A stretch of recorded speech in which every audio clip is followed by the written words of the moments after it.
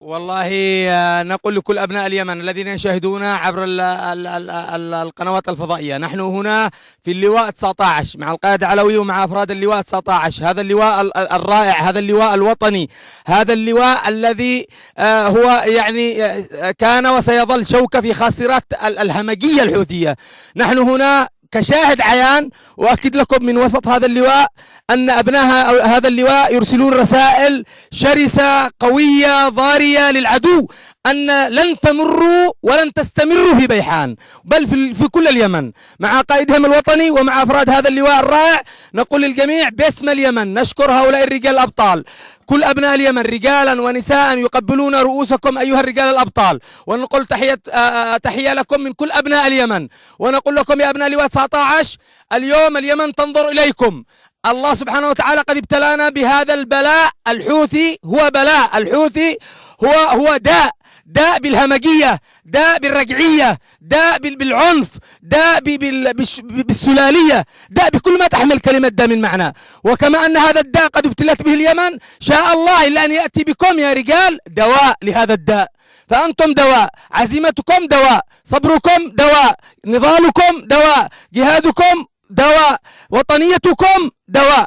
لذلك يا إخوتي الأحبة نقول لكم باسم كل اليمن عليكم أن تعلموا أنكم لستم وسط هذه الصحراء وحدكم، اليمن كامل من خلفكم، لأن مشروعكم الكبير، مشروع الوطن الكبير، أصبحتم كبار بكبر مشروعكم الكبير. أبناء اليمن ينظرون لكم، شعبكم تعب من النزوح، فأنتم هنا أمل النازحين والمستضعفين والمظلومين والمقهورين والأيتام والأرامل، بل كل الوطن، بل الدولة واستعادة الدولة. أنتم أمل النازحين الذين أرهقوا من النزوح، أمل المظلومين الذين فجرت بيوتهم وشردوا. يا أبناء اللواء 19 اليوم أنتم اليمن بعزائمكم، مزيد من الصبر، الله معكم وشعبكم معكم. وأيضا نريد للشعب اليمني أن يعرف أن اللواء 19 هنا بقياداته العسكرية، القائد والضباط من حوله والتسليح وكل الأركانات والعمليات في مقدمة الصفوف، هم في مقدمة هؤلاء القادة. وهذه رسالة اليوم، أولئك الذين يدعون أنهم سادة والناس عبيد، عبد الملك الحوثي يختبئ في كهف كالقرد الأقرب، بينما قيادتنا اليوم في الصف الأول.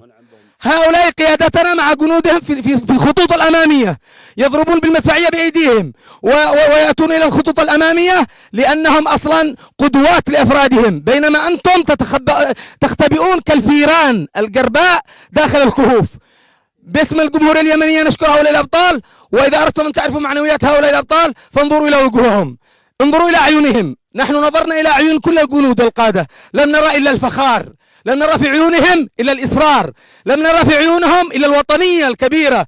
هنا جيش وطني لكل الشعب، ليس جيش حزب ولا جيش فئة ولا جيش منطقة ولا جيش سلالي، هنا جيش يمني عقيدتهم القتالية بالدم نفديك يا يمن، بالروح بالدم نفديك يا يمن. ونبشر الشعب اليمني بأن هذا اللواء وكل الألوية المرابطة في بيحان والمقاومة الشعبية على العهد في استرداد كل شر من أبناء من الوطن إن شاء الله، والنصر حليفنا. مهمتنا مهمتين يا رجال لا ثالث لهما، إما الناصر أيوة الشهادة هذه على الله سبحانه وتعالى يختار مننا.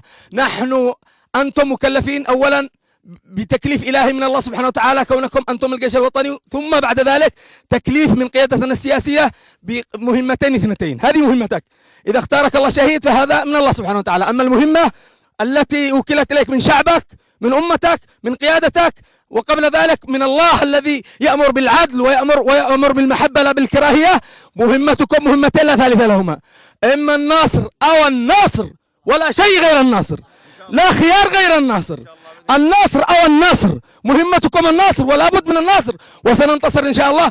ونحن ننتصر اليوم بوحدة القلوب بهذه الهمم، هذا نصر.